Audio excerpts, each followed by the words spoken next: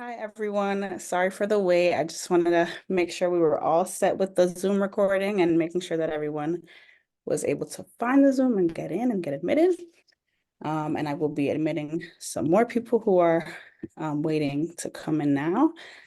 But I want to thank you all for being here with us today. It has been a long time coming. Please let me know if you can hear me. And I'm very excited to get you all together and have this first meeting. So with that being said, let me make sure I admit everyone else, and then I'll give it like 2 more minutes to admit everyone, and then we'll get started.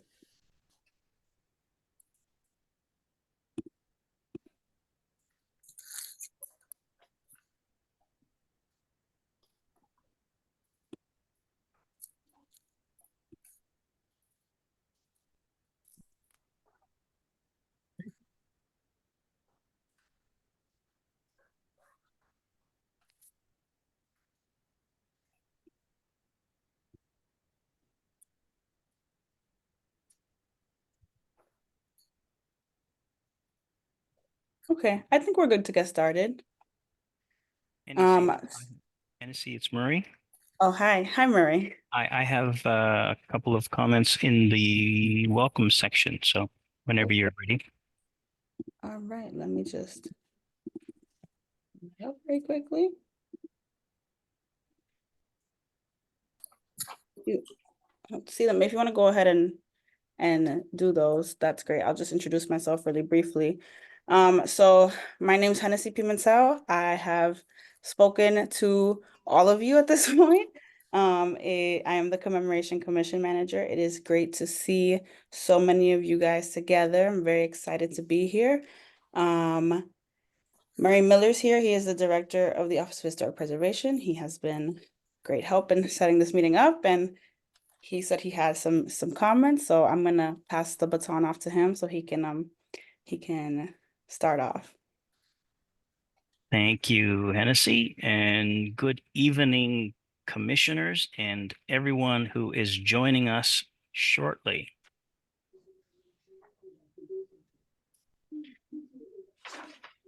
Welcome to the first official meeting of the Commemoration Commission. As Hennessy indicated, my name is Murray Miller, and I'm the Director of the Office of Historic Preservation, which comprises of 3 divisions. One of those divisions is the Commemoration Commission. Upcoming anniversaries provide Boston with an opportunity to both plan commemorative events and update local and state laws concerning historic buildings in ways that marshal investment and intention to more fully preserve and honor a history that includes all Bostonians. For us to truly preserve all of Boston's history, our city's mechanisms for historic preservation, and our inventories of Boston's physical history must be revamped so as to ensure that less well-resourced areas are also receiving preservation, attention, and protection.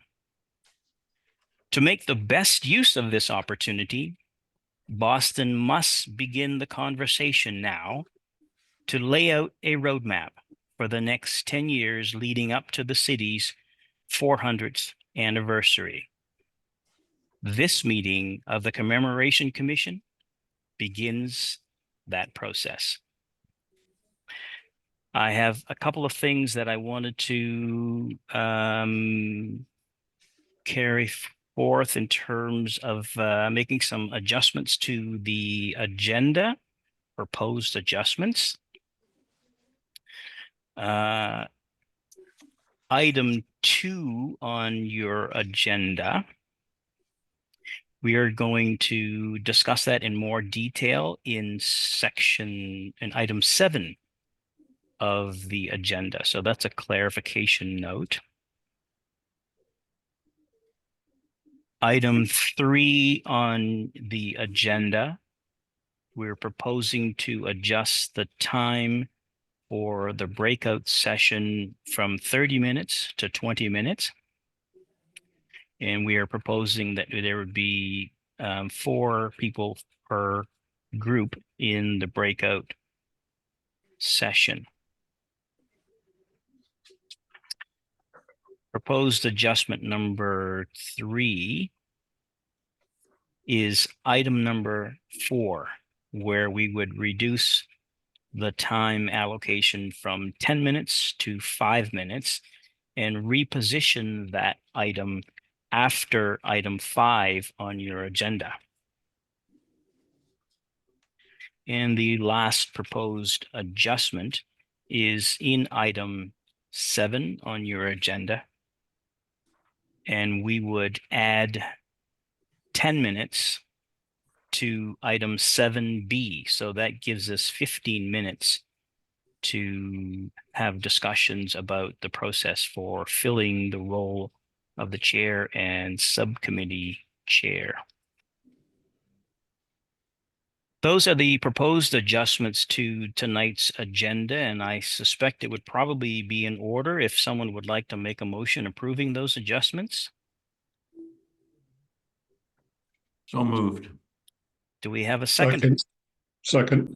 All those in favor of the proposed adjustments? Aye. Aye. Aye. Any opposed? Hearing none, we'll take it that the motion is carried, and those adjustments will be reflected in the next round of minutes.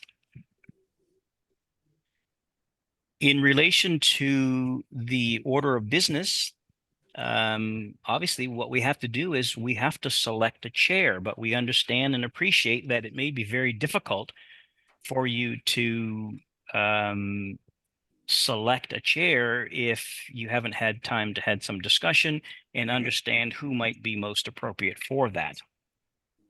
We thought it might be appropriate that for this meeting that we propose an interim Commemoration Commission chair. And we are suggesting that that would be Chief White Hammond. And then again, we will be discussing the process for selecting a chair in more detail in section 7. So I guess I would then ask if anyone would like to propose a motion to consider appointing Chief White Hammond as interim chair to get things started. Is there a motion in that regard? So moved. Seconder? Second. All those in favor? Aye. Aye. Is there anyone opposed? Hearing none, we'll record that that has been approved. And Chief White Hammond, I will now hand the baton to you to carry on the business of the Commemoration Commission for this meeting. Thank you, Murray, and I thank you to everyone. I am literally serving in this role for this one meeting. We did feel like we had to have a chair for the meeting, so we'll have a little bit time later in the agenda to actually talk about how we figure that out moving forward. But wanted to make sure that we had set up some a system for this meeting. So with that, we'll go ahead and take a little time to get to know each other. So I do want to take a note that we have, before the pandemic, all of our meetings used to happen in person, and they did give some time and space for people to be able to see each other and get to know each other. And so, however, moving to online during the pandemic did increase participation pretty significantly. And so we are trying to maintain that increased participation while also recognizing that there is some power for people being able to see and interact with each other. So we're gonna just have people go around and do a quick round of introductions. There's quite a few of us, obviously, and so we're actually asking that if you would say your name, if you wanted to say just sort of what your affiliation is, maybe it's a place that you work, maybe it is sort of the work that you do, if you are an artist or you are, what brings you to this space. And then one thing that interests you in being here. And we know that that could be really hard because there may be many different things, but we wanted to at least give people some space to say just a little bit. And then you'll have the opportunity for much deeper introductions in those small groups. And we'll try to continue having those so that over time people get an opportunity to know each other in greater depth across more of the commission. Maybe sometime in the near future, you will have had an opportunity to hear from everyone. But we'll go ahead and get started. And I'm just going to do it according to who is on my screen. And then we'll try to figure out how to just kind of move this along. But so Allison Frazee, you are the first person on my screen. So if you start us off. Oh, I guess I should actually introduce myself as the example. Sorry, I just saw that. Hi, I'm Reverend Mariama White Hammond. I'm the Chief of the Environment, Energy, and Open Space Cabinet, of which the Office of Historic Preservation is a part. My excitement is really both in 2026, but really 2030. I'm excited to see Boston throw a party for itself and to make sure that feels like the block parties that I grew up going to, which were amazing community building spaces. So I will pass it on to Allison next. Thank you. Hi, everybody. Really excited to be here. I'm Allison Frazee, Executive Director of the Boston Preservation Alliance. We are a nonprofit advocate for historic preservation. And I am just thrilled to have some conversations about things that we've been talking about for years, making changes to Article 85 and advancing some other policies. So really glad to be part of this group. Next on my screen is Cedric Woods. Good afternoon, everyone. Cedric Woods, Director, Institute for New England Native American Studies at UMass Boston, and a citizen of the Lumbee Indian Tribe of North Carolina and proud resident of Mattapan. And my goal here in the committee is to support in whatever way I can in terms of centering Indigenous presence and persistence in our city of Boston. Thank you. And let's add that. Share what neighborhood you live in. So I'll say Dorchester. Thank you for adding that, Cedric, if others can follow. So Joe Bagley. Hey everyone, I'm Joe Bagley, proud resident of Mattapan as well, I think 3 doors down from Cedric. I work for the city of Boston as a city archaeologist, and I'm really excited to hear about opportunities to celebrate non-Rev War and non-400th celebrations over the next few years. Thank you. Bob Allison. Hi, I'm Bob Allison. I live in East Boston. I did live for about 30 years in South Boston and am torn between the two neighborhoods. I teach history at Suffolk University. I do love the Revolutionary War and the colonial period, but also realize as an historian, I'm always interested in history. Most people like the even-numbered years. This is really our chance to do something, the block party plus the other attention to history in Boston that we all need to get people excited about. So thank you. Lynn Smilage, you're next. Hi there. Thank you. I'm Lynn Smilage. I live in the Back Bay. This is my 13th year on the Boston Landmarks Commission. 11 of those years serving as chair. I'm also on the 4 Point Channel Historic District Commission. I want to second Allison Frazee's enthusiasm for hopefully our ability to affect some preservation policy changes that we've been talking about for me for 13 years since I joined. So thanks. Thank you. Celia. Okay, ya entré. Okay. Celia Risha. Thank you. Hi, everyone. I'm Celia Risha. I'm with the Greater Boston Chamber of Commerce. I'm from Rosendale, now live in Scituate on the South Shore. I'm more so looking forward to what our celebration says about the future of Boston, more so like the evolution versus just the revolution. So I'm hoping we can talk a little bit about that as well. Thank you. Dr. Trent? Good evening, everyone. I'm Dr. Noelle Trent. I am the president and CEO of the Museum of African American History on Beacon Hill and in Nantucket.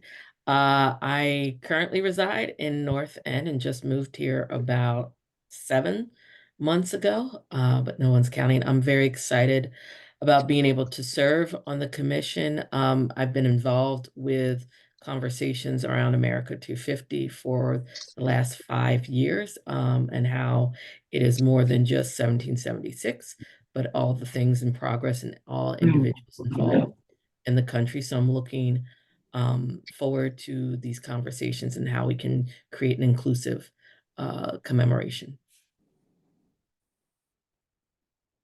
And then Jay Ash? Hey everyone, Jay Ash. I'm the CEO of the Massachusetts Competitive Partnership.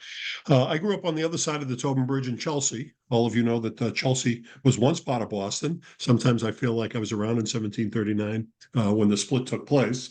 I'm excited to be a Bostonian and excited to not only celebrate it amongst fellow Bostonians, but to share why I'm so excited about being a Bostonian with the rest of the country and world.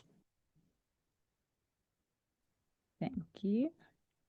And let's see. Okay, now I can't actually see your first name. So Tully Chambers. Sorry, for some reason it's blocked on my screen. That's okay, no problem. Hi, everyone. My name is Sam Tully Chambers. I am the Public Affairs Manager at the Boston Foundation and a former City of Boston employee. And I'm excited to learn more about Boston's past and celebrate Boston's future. Amanda Zettel. Hi, Amanda Zettel, and I live in Charlestown. I am a preservation consultant, and I am also the president of the Charlestown Preservation Society, a little nonprofit based in Charlestown.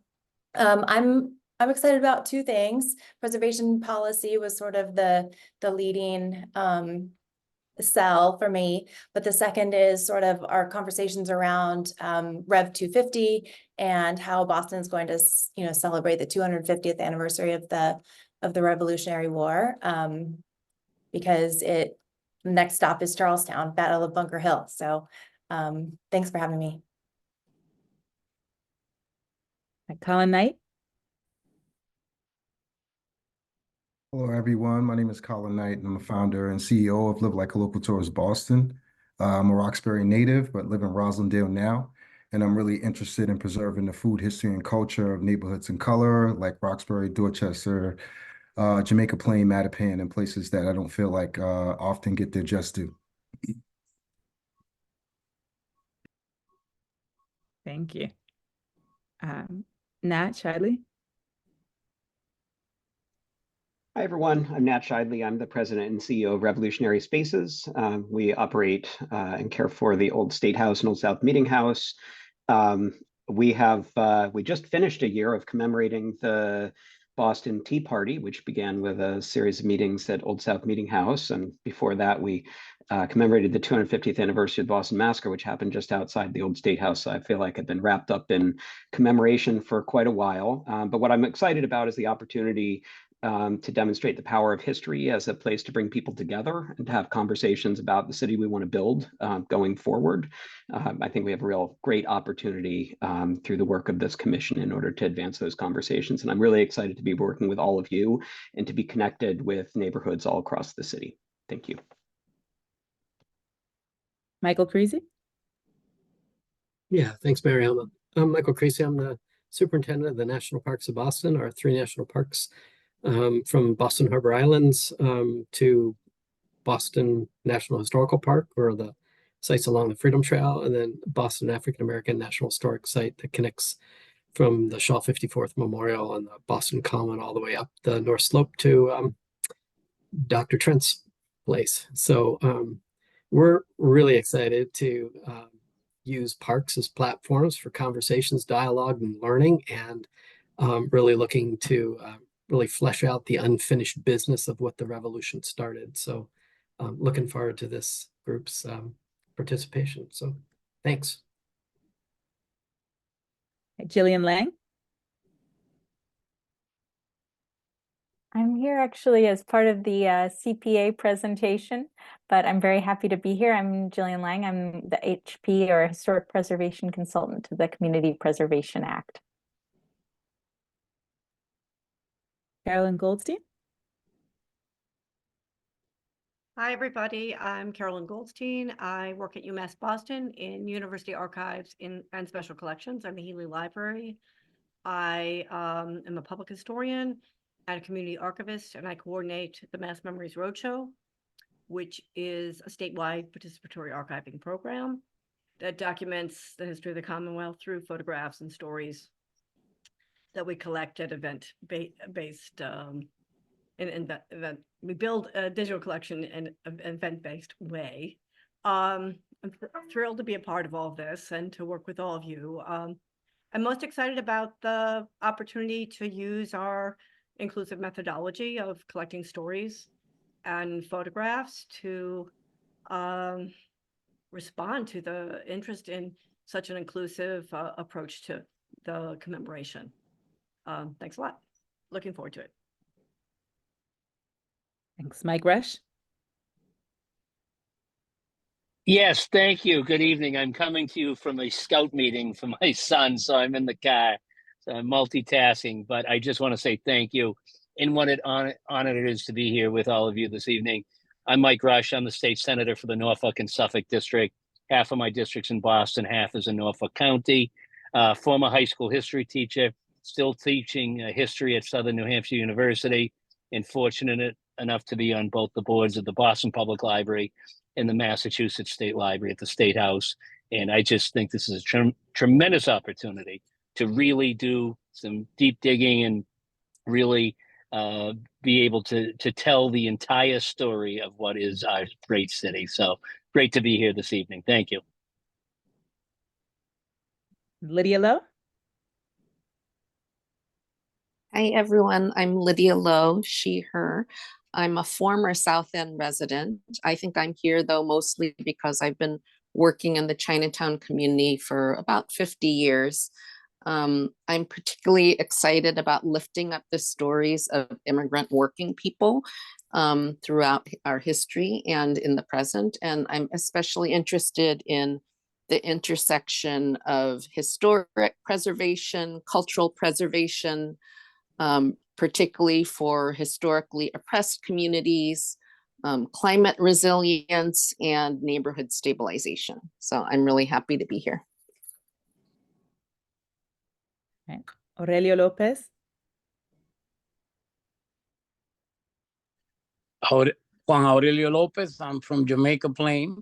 I've been a public servant for 5 decades, very active for many years.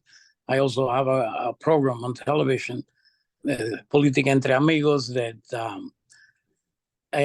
encourages full participation in our democracy. I'm also a student of history. I love this city that I chose to be my city, the city on the hill.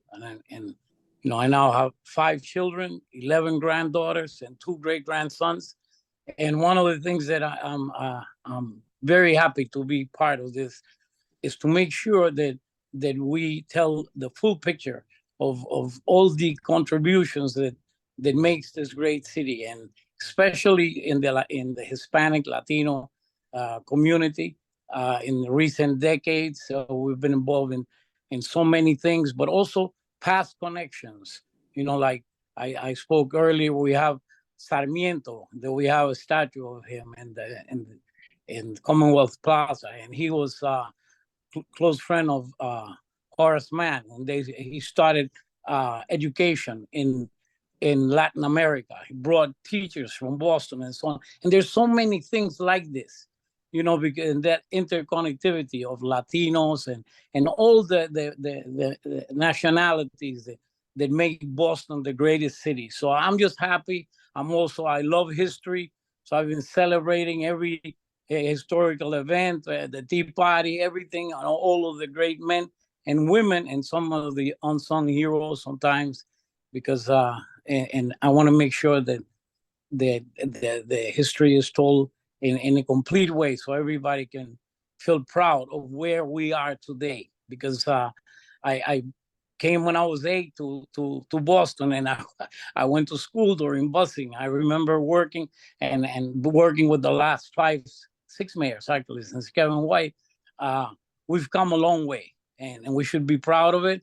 But we also have to remember all the growing pains and so on to make sure we don't, go back to some idea of a great something that the greatness is the plurality, the unity.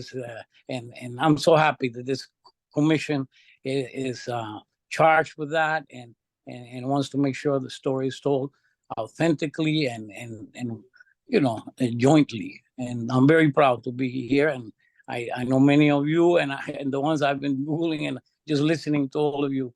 I'm very excited to be one of the members. Thanks. Thank you. Byron Rushing.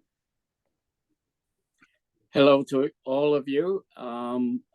It seems like a reunion, this whole group of people. So I think most of us know each other, and we'll meet others very soon. I'm retired from a career of community organizing and public history. I was a community organizer. I came to Boston to organize for the Northern Student Movement. I came to Boston in 1964 and lived in Roxbury most of the time, and then moved to the South End where I live now. And as a public historian, I was involved with Henry Hampton in revitalizing the Museum of Afro-American History and buying the African Meeting House. And then for probably most of you know that me in my last career, which was spending 36 years in the Massachusetts State Legislature. I'm very interested in telling the truth. And I think that has to be the first thing on every list that we put out. And I think anniversaries are interesting, but the most important thing is to tell the truth and don't worry about the anniversaries. And when we tell the truth, it's really important to include the people we don't like. In 1976, no one would talk about the Tories and the history of the people of Black people who were on the side of the British. And I think that's just an example of what I mean by telling the truth. I'm all for legends. I love legends. I just think they need a big asterisk when we tell those stories. And so my concern is that we never end a conversation without making sure we have talked about who we missed. So I think the most important thing for commemorations is to commemorate everybody. I haven't figured out, and so I'm waiting for the Native Americans on this group to give me an example of what they would consider an anniversary. It would be about 10,000 years ago, but I'll take it, and we should put it on the list. All right. Kenzie Bach. Hi, everyone. Kenzie, sorry, I am nursing a cough. Formerly a city councilor, now running the Boston Housing Authority, actually on this in my capacity as an American intellectual historian. And I live on Beacon Hill, actually on the same block of Pinckney Street as the George Middleton House. So just really delighted to be here. I will say that what I am most excited about is probably also the challenge of this endeavor, which is its multi-strandedness, which I think you're getting the sense of, not just topically, but in terms of like built environments and events and thinking about like our archival and educational historical endeavors. What I learned when we were working on this, putting this together, was just like how many different things came out of 1976, from the Landmarks Commission itself to the invention of First Night, to really like raising the profile of the need for the like Black Heritage Trail in addition to the Freedom Trail. So for me, like I think I'm very interested in how is this a multi-stranded endeavor that really takes advantage of the momentum to achieve important things for the city of Boston. And just really, really excited about that. So thank you. One note is that Kinsey did write the ordinance that helped to establish the Commemoration Commission. She didn't quite mention that, so I just thought I would lift that up so people know. Amari Parrish Jeffrey. And I will just add that you know, I'm obviously coming back into it another way now, but I think another addendum I wanted to add was just that, to me, like, this whole endeavor will be successful if it really does reach into and speak to the folks who live in the public housing developments across the city that I work most immediately with now. So thanks, Reverend. Okay, Mari Parrish Jeffries. Good evening, everyone. Great to see so many friendly, familiar faces. Happy New Year, happy MLK holiday. I work for an organization called Embrace Boston. We're an art and culture research policy center focused on racial equity, belonging, inclusion. I'm excited about this commission. I think there's so much and so many things that we can do based on all the ideas I've heard thus far and some of the ideas that will come up together. One of the things that Embrace stewards is a coalition called Everyone 250, which is made up of 100 art, culture, and people mover organizations focused on building the capacity of Black and BIPOC art organizations, telling a complete story, creating a lookbook, and facilitating a website that functions as a TripAdvisor to help query experiences for folks who are visitors. I'm excited to bring some of that work into this coalition and hopefully vice versa. Hey, Amari, I think you introduced yourself. Okay, Jean-Luc. Hello, everybody. My name is Jean-Luc Purit. Use the he, hers pronouns. I'm a member of the Tunica Biloxi tribe of Louisiana, originally from New Orleans and currently a resident of Hyde Park. I'm board president at the North American Indian Center of Boston, MLK visiting scholar at MIT's Department of Urban Studies and Planning, vice president of the Carnival Society of Boston, based out of East Boston. And I suppose responding to former Rep. Russian's challenge, I would offer that my work centers Indigenous futurism. So not necessarily reflecting on the past 400 years or 10,000 years, but how we as Indigenous, urban Indigenous, Black and Indigenous peoples can think about ourselves generations into the future. So happy to be here. Thank you. Thank you. Karen Goodfellow.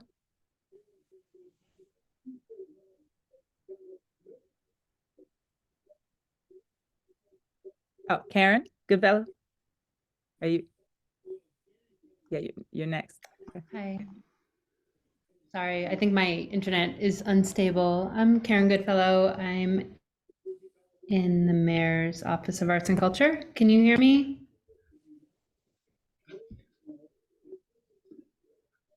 Yes, we can hear you, or I can at least. Yes, I think. Okay, sorry about that. I use the She series, and I'm the Director of Public Art here for the City of Boston. And through that role, I've had the pleasure for the last almost 16 years of working on a lot of commemorations and planning a lot more that are in the works. And as part of that work, I've also been able to work with many of you, and it's good to see you, and I'm excited to see everything you do on this commission. One thing that I'm really excited about is working on an unmonument project. The City of Boston was recently granted from the Mellon Foundation to really explore new ways of thinking about monuments and doing so through temporary art and conversation. And I'm excited for the way it is going to align with the work you all will be doing going forward.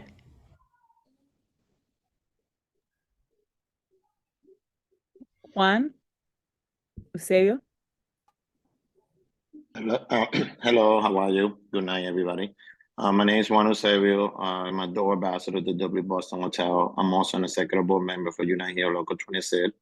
I'm very excited because it's a good time to show to the whole world about Boston and US, which Boston is one of the main city why we have America, and we can share with the world and make sure it's not only downtown but also the outside Boston, and that will have a great opportunity to have people come to the city, which it will be great for the economy.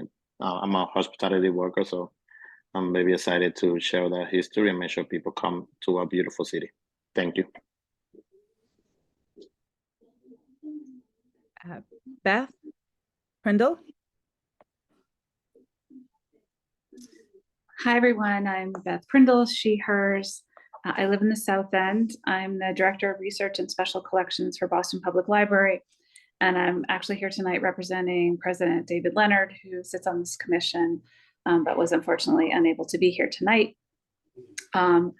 We are at the library are really excited about the opportunity to sort of understand how our reach and work, the libraries span across communities and neighborhoods and have incredible collections, and how we can help in this telling of our city's history that is iterative and ongoing, and very much on our mission, which is free and for everyone. Great. Sadine? Hello, everyone. I am not part of the commission, but I'm also here for a presentation for the Community Preservation Office. And my name is Sadine Brown, and I am the director for the CPA office with the City of Boston. Hi. Hi, everyone. Cara Elliott Ortega from Roxbury. I am the Chief of Arts and Culture. And I'm excited for people to feel like their city celebrates them, and also to see stories represented in ways that are definitely artistic and beautiful and imaginative and delicious, and other ways that we might not think of normally for historic interpretation. Kiara? Hi, everyone. My name is Kiara Singleton, and I am the executive director of the Royal House and Slave Quarters, which is a museum that talks about the history of slavery, both in Massachusetts, but also in the Caribbean. And I've been doing that for a few years now. I'm also a public historian, and I've worked with many of you in this call in different capacities. So I'm really excited to be here. And I think what excites me the most about the commission is, bringing together, all these amazing people, and all of us trying to figure out how to highlight stories from different community members that often go untold in terms of their own history. Right. I want to make sure I get this right. Kennesorn, did I pronounce it correctly? So it's Kennesorn. Thank you very much. Hi, everyone. My name is Kennesorn Wall Street Chanlai. I live in Roslindale, but I'm here representing the Massachusetts Historical Society in the Back Bay in Fenway. For those of you who do not know, the MHS, the Massachusetts Historical Society, is the first historical society in the nation, founded here in Boston in 1791 by folks who were very concerned that no one was preserving the past of the experiences of living in the new republic. And that is our goal today. We are home to 2.5 presidential libraries and 14 million manuscript pages, and we are eager to help jumpstart conversations between academics as well as people who work and live in communities in the great city of Boston. We are the state sponsor of National History Day, so we're happy to support students and learners of all ages. Dory? Hi there. My name is Dory Klein. My pronouns are she, her. I am the head of the fledgling Community History Department at the Boston Public Library. My colleague Beth has already spoken a little bit about what we do. So I will just say I'm very excited for the chance to work with all of you, many of whom I've already gotten the chance to work with, many of whom I haven't yet, but this is a wonderful opportunity. And I'm also looking forward for looking forward to ways for us to support Boston residents in telling their own histories. And that's really what the Community History Department is about. Thanks. President Ruzzi. Hi, everyone. Ruthie Louisiane, City Council at Large and now President of the City Council. Happy to be here. I was driving to the meeting until I realized it was virtual, so I'm driving elsewhere. I'm happy to be with all of you this evening, and I'm just heartened by the number of people who have said that their goal and what their objective here is to really include the whole history and the truth about our city. And like Juan was saying, to really display what is beautiful about our city to the world and doing that in a way that is truthful and honest and inclusive. Things that I care about deeply. I started my career as a walking tour guide when I was 14. It was my first job. And so telling inclusive stories of our city is really important to me. I'm excited that we have folks like Colin Knight on here and that there are folks who do this and who know about how important it is to uplift all of our neighborhoods as we tell the history of Boston. We talk about the history of the revolution. As someone who is Haitian American, Haitians actually played a really unique role in the Revolutionary War. And that's not a story that is often told. And I'm excited to make sure we tell it as a city that has the third largest Haitian diaspora, and to make sure that we are, honoring all those groups that have been forgotten and historically excluded from our history books. So I'm just really excited to be here and to make sure that we at the city level, at the council level, are doing everything we can to uplift the truth and the vision of this commission. Thanks, everyone. Arthur?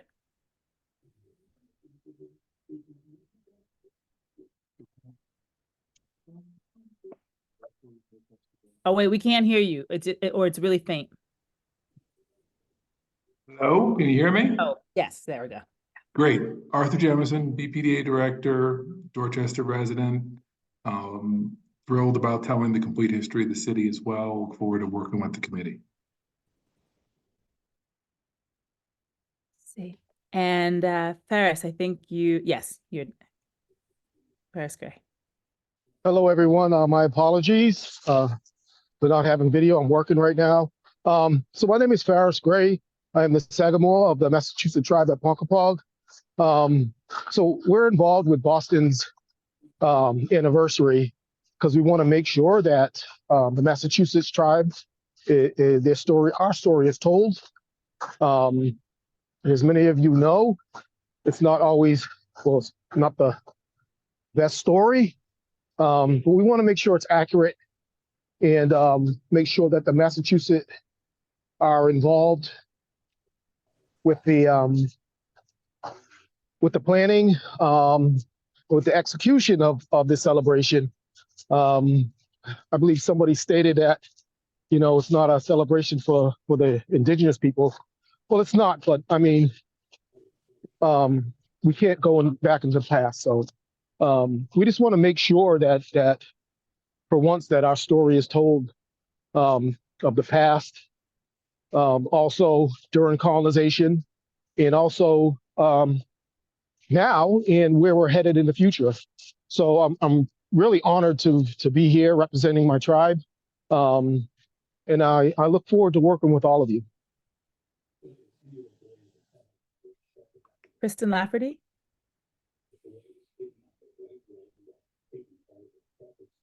Hi, I'm Kristen Lafferty. I'm the city archivist for the city of Boston. I'm originally from Hyde Park, living in Milton now.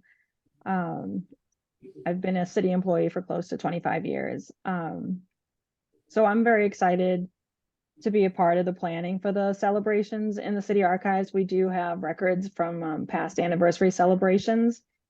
So I think it's a privilege and an honor to be part of the planning of the next one because the city does have so many different stories to tell. Thanks. I think, Roseanne, I think you're next. Yes. Hi, everyone. My name is Roseanne Foley. I live in Dorchester for a long time now, which I love the community. I'm the executive director of the Boston Landmarks Commission, and I'm on the commission, but I don't get a vote. I'm not sad about that. I have a vote? Yes.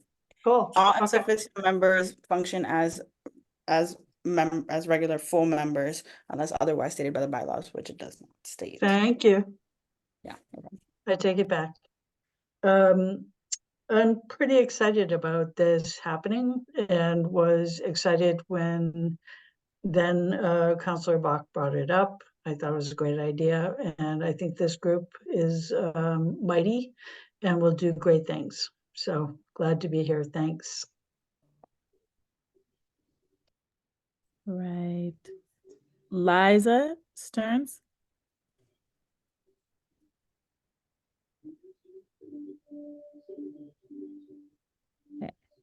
Liza, she may be off. Mariama, she's having some computer problems, so she might Okay. not be able to hear. Oh, okay, she just said in the chat, none of her icons are working. Okay, sorry. Okay, well, we'll find a way to include you. So, all right, so that was this robust August group. Really great. We thought it was important for everyone to at least know each other's names. I know some of you know each other from other places and spaces. So, however, we are also a bit behind. So what we're still gonna do our breakout sessions, but we're gonna put in the chat and we're gonna ask you to be even more succinct in those. But wanted to have you answer 3 questions with the other 4 people in your group. And actually, what I'm gonna suggest, Hennessy, let's take those groups down to 3. And if we take it down to 3, then everybody would still get 5 minutes, but then the groups would still only need about 15 minutes to do it. So that will be a solution, and we'll keep creating opportunities for people to meet each other. But how will your background help serve you on the commission and the subcommittee that you've been chosen for? Themes, concepts, and values you'll use to guide the work you do in the commission and in your subcommittee. And one example of people, places, objects, communities, organizations, and movements that you think really need to be lifted up and in recognition. And so I want to just note, this is not the last time you're gonna be able to share these things, but we wanted to give people an opportunity to keep getting to know each other in a little greater depth. And we are mentioning things that you're gonna actually need to unpack in a little bit. And so hope you will really explore these 3 questions while getting an opportunity to continue getting to know each other. So Hennessis is putting it in the chat, and I just thought though, maybe we also give folks the I'm gonna put the doc in the chat, the Google Doc. Does that make sense? And then people can also have an ability to pull that up on their screen right now so that they would still have access. So we're gonna go ahead and send you into breakout groups. We're gonna take those down to 3 just so that you still get some good time, but we maybe recover a little bit of time before we move on to the next item on the agenda. So that should pop up on your screen in a minute. Take an opportunity to get to know each other, and we'll see you back here in a few. Oh, we have to unlock the Google Doc. Oh, okay, yeah, got it. So we'll do that while we're sending people in the breakout rooms. Only people with access. Anyone with the link now can open it.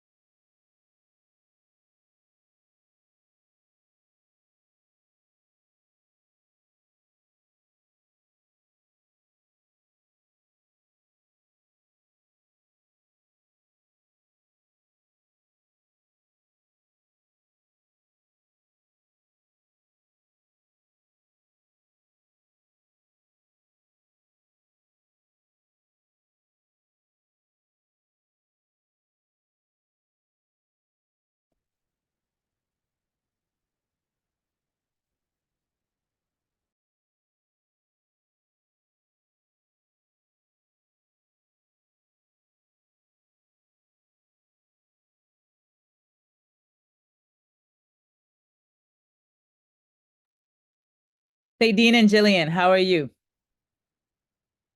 I don't know if either of you are there. Yes, I'm here.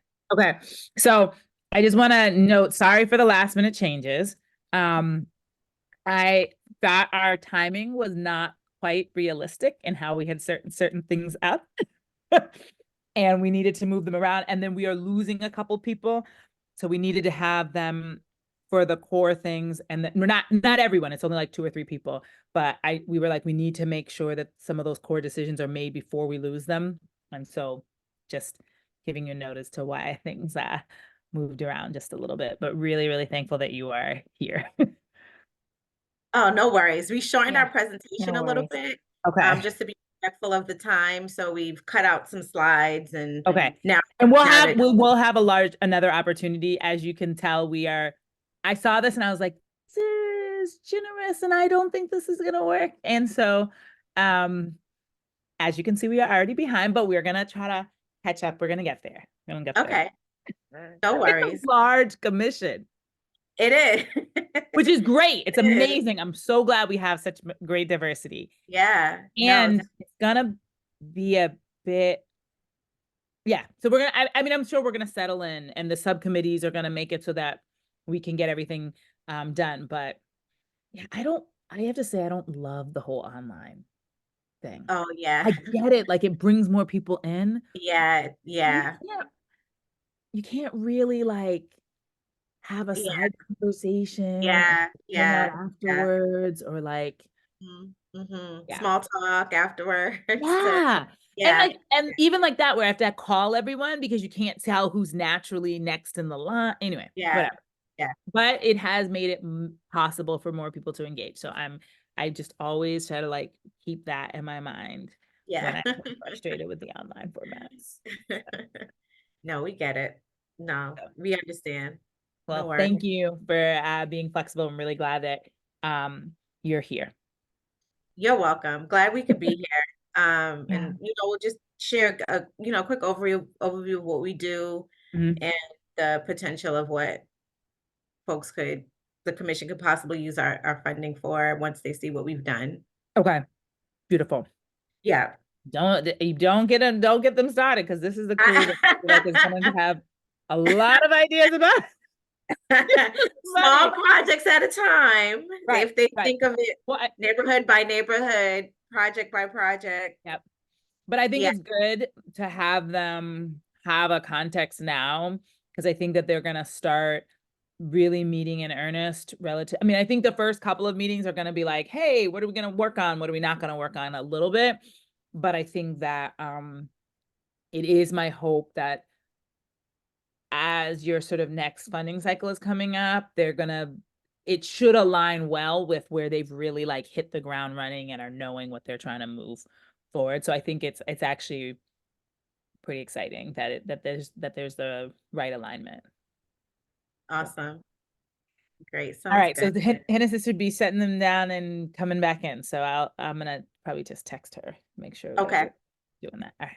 All right. Sounds Thanks so good. much.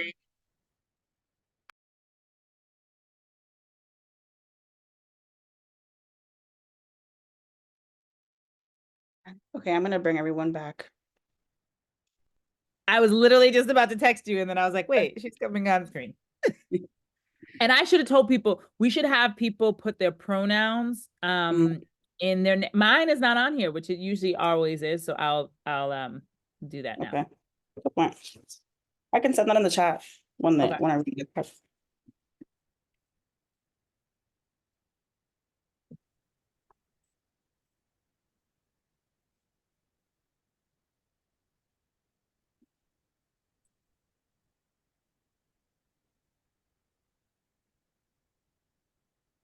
Oh, Rusi, you already did it. All right. So just a short suggestion for folks who are coming back in. If you wouldn't mind putting your pronouns in your name, that would be awesome. And then people will sort of acclimate and remember over time.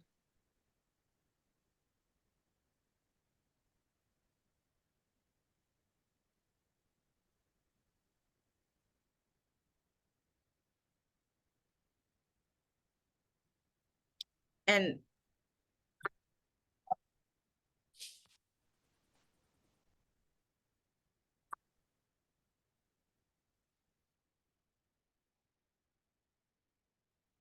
All right, I think we're all back now. So what we're gonna do is, I think most of you got access to the agenda doc. We're gonna go to number 5 because this is one of the key things we want to make sure. There's I think a few people who might have to leave a little early, so we want to make sure that this piece gets covered, and then there's a couple of quick decisions, and then we're going to come back to the Community Preservation Office, and they have some really important stuff to share about what they do, but also some exciting things because they have some resources to support some of this work. So we'll it's definitely worth waiting to hear a little bit more from them. So with that, we're gonna talk a little bit about the Commemoration Commission ordinance, and I think I'm turning it over to Hennessy to do that presentation, and then we'll have some space to really lean in and begin some decision making and get your input on committees and then the other pieces. So hand over to you, Hennessy. Okay. 1 second. I will share my screen with you guys. I'm gonna open the ordinance so that we can just review it really quickly. I know a lot of you have seen it, but we'll do this one. Okay. So this is the ordinance, the most recent updated ordinance for the Commemoration Commission. It says here, obviously, Boston has the opportunity to use the upcoming 250th anniversary of 1776 in 2026 and the 400th anniversary of the founding of Boston in 2030 and other significant historical anniversaries for all local communities to tell the full range of our histories, including the struggles, accomplishments of Boston's Indigenous, Black, immigrant, women, and LGBTQ plus communities who are often left out of the official narrative. So I like this because I kind of say that 2026 and 2030 are the bookends of commemoration. There are things in between, and there are things that aren't necessarily 250, but there are the 100th or the 50th or even the 500th that I think aren't here, but will merit that recognition and will play a role in how we do commemoration. So I'll skip this because I know we're behind we're running behind, but basically all of this is saying that we want to uplift and find the obfuscated history that is oftentimes left out of written narratives, left out of official narratives, and give them their worth and their analysis that they haven't yet been able to have. So let's go to the purpose really quick. So it is the purpose of the Commemoration Commission is to develop and execute a plan to mark upcoming historical anniversaries, including but not limited to the 250th in 2026 and the 400th anniversary of the founding of the city of Boston in 2030, while investing in inclusive and robust historical resources and preservation tools. The intent of this ordinance is to ensure that the many diverse communities, voices, and organizations who steward Boston's histories and the city departments with responsibilities related to historical narrative, exhibits, curricula, archives, preservation, and event planning are all able to work together to deepen the public opportunities to engage with that history in collaboration with state and federal partners. So I'll skip through all of these because this is you guys. And it talks about the ex officio members who are full members with the capacity to vote unless otherwise stated, which it is not. So you guys are all good in there. And so then the 3 subcommittees are events, exhibits, and trails, timelines, archives, and curricula, and legislation and preservation tools. So the primary responsibility of the commission is to advise the mayor and relevant departments on making celebrations of significant upcoming historic anniversaries, as well as updating preservation policies and tools, robust and inclusive of all history, including the history of Indigenous, Black, immigrant, LGBTQ plus, women, and other historically marginalized communities. And it will specifically focus on commemorating upcoming historical anniversaries of significance of Boston. This is a little repetitive, so but mostly to ensure that we are commemorating these commissions, applying for funds in a timely fashion, and collaborating with state level and I will say local communities as well to fulfill the goals of the commission and the subcommittees. So the events, exhibits, and trails subcommittee includes producing recommendations for events and exhibits that educate participants on the diverse histories of Boston and determine how to promote historic anniversaries and acquire, related public and private funds to benefit tourism, historic sites, economic development in Boston. And by supporting the formation of historical trails and tours that extend beyond the downtown area. So I'll say for the first subcommittee meeting, events, exhibits, and trails, if you're part of that subcommittee, you should think about what events and exhibits you already know of, what trails are already doing work that might relate to the Commemoration Commission.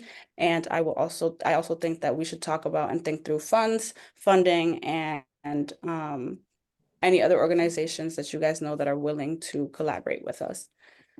So the goals for timelines, archives, and curricula include recommending a timeline of significant historical events in Boston to comprise the focus of the entire commission's work over the upcoming years, including planning contents for exhibits, determining how to save, process, and highlight Boston's rich archival resources, including digital archives, and incorporating that and commemorative activities into the BPS curriculum. It will also recommend how collections can be made accessible, inclusive, and how they can be expanded. So for the first subcommittee for the timelines, archives, for the first subcommittee meeting for timelines, archives, and curricula, I suggest thinking through timelines of significant historical events that you would like to see, because it will be the focus of the commission and of that first meeting. So legislation and preservation tools, short and sweet, but very important. That one will include proposing a plan for a complete citywide historic building survey that would inventory Boston's built history. I will also add, I think, Boston's heritage, any cultural or artistic histories are really important as well. And recommending reforms for the Article 85 process, suggesting adjustments to better align funds from the Community Preservation Trust, and we will hear from the Community Preservation Office in a little bit, with the aims of equitable citywide historic preservation and other policy changes that would enable the city to have a more comprehensive, equitable, and effective historic preservation process. So for this first subcommittee meeting, I would assume it would be good to look at other citywide historic surveys and thinking through what a historic survey for Boston might look like. And so the commission meets every 3 months. The subcommittees meet monthly, and we are supposed to file a progress report with the clerk to update the city and the community on our progress every 6 months. So that's what I have. I'll stop sharing. All right. So, hopefully, I think many of you have interacted with this a little bit before, but I think that we want to make sure that one of the key outcomes for this meeting is to get clarity on which subcommittees people want to be part of, and then a lot of first work will be sort of helping those committees to form. We do have proposed dates for those subcommittees. We also recognize there may be some people who want to be on multiple subcommittees. So that is a question that, has been raised a couple of times. We want to work that through. But I do want to, we'll come back to this question of when exactly groups meet. But I wanted to, before we keep going into sort of starting to flesh those out, want to pause and just see, do people have questions? Are there things that you saw in reading this that were just unclear, or things that you want to just sort of raise? Yeah. And I will add that I sent you guys that Google form to fill out, telling me which subcommittees you wanted to be a part of. So I have sorted you guys into your subcommittees already. There's something in the legislation against being part of multiple. It's a time commitment. But yeah, so I have sorted everybody, and I am just going to send people reminders of the ones that they're a part of if you need.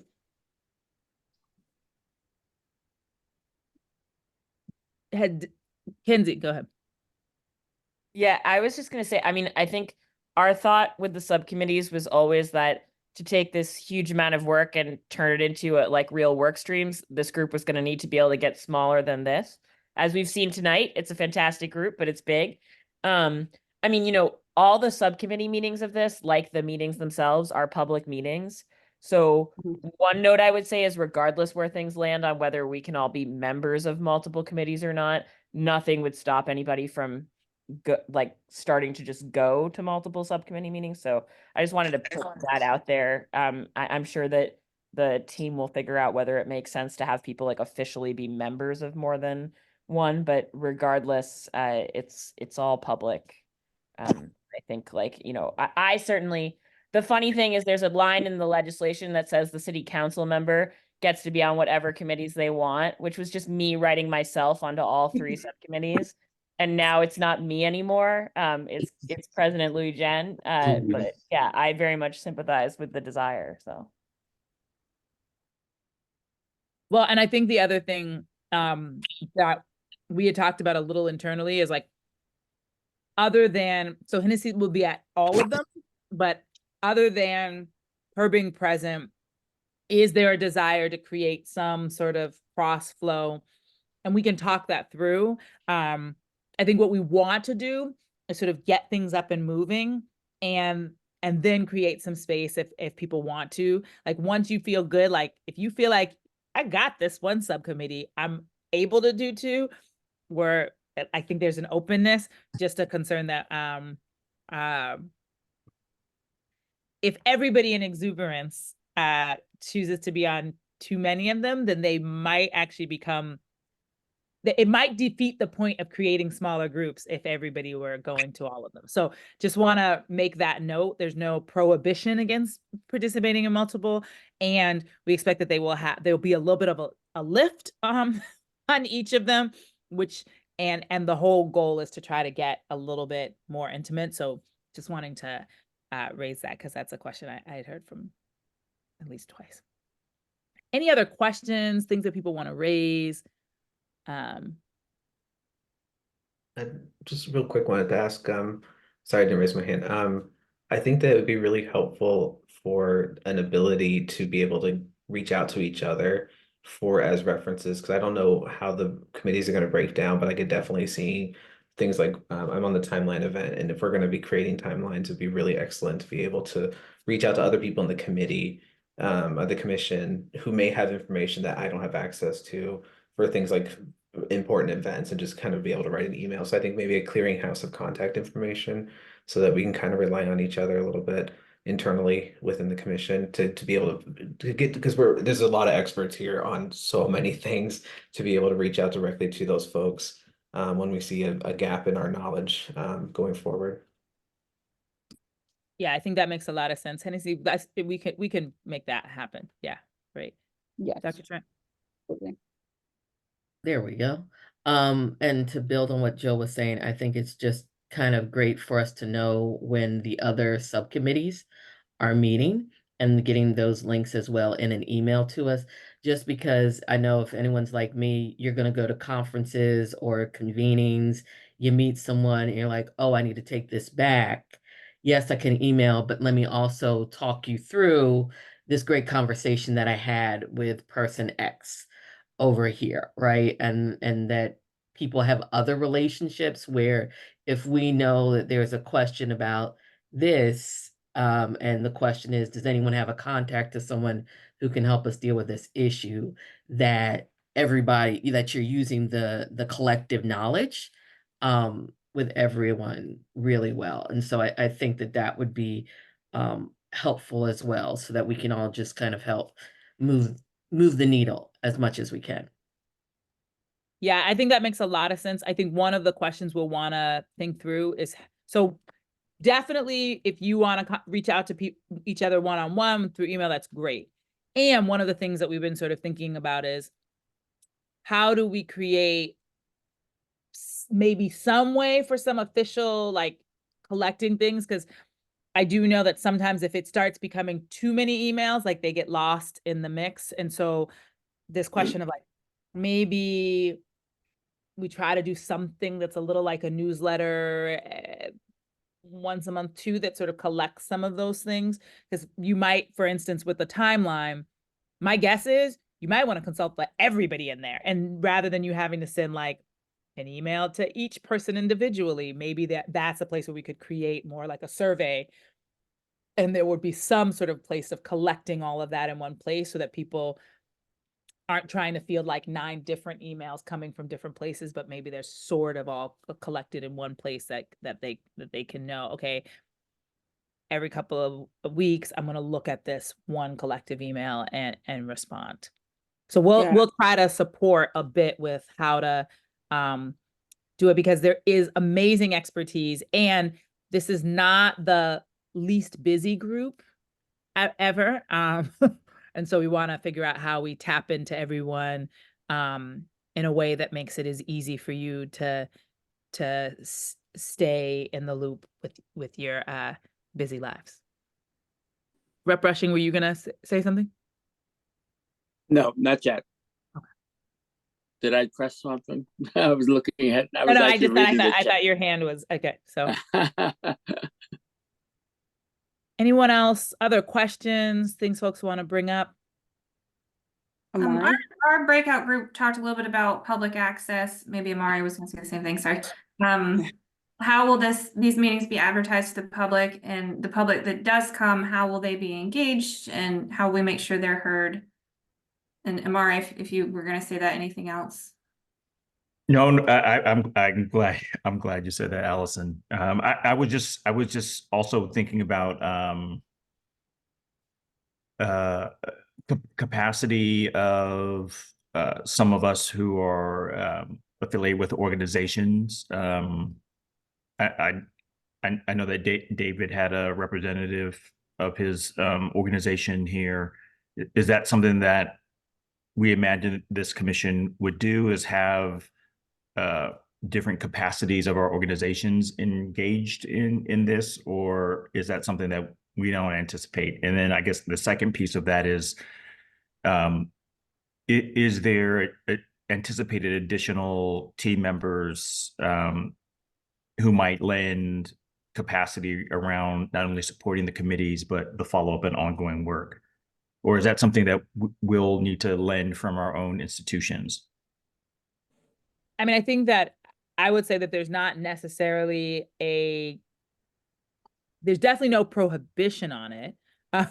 So I think anything that we can't, adding any capacity is not restricted. And so I think that if folks bring extra capacity, we should definitely take advantage of it. I think the question is, how do you do that in a good way? And I think that it might make sense. So this meeting, we were trying to mostly have the commission together. It was publicly noticed, but not in a way that we actually pushed to get anybody to come.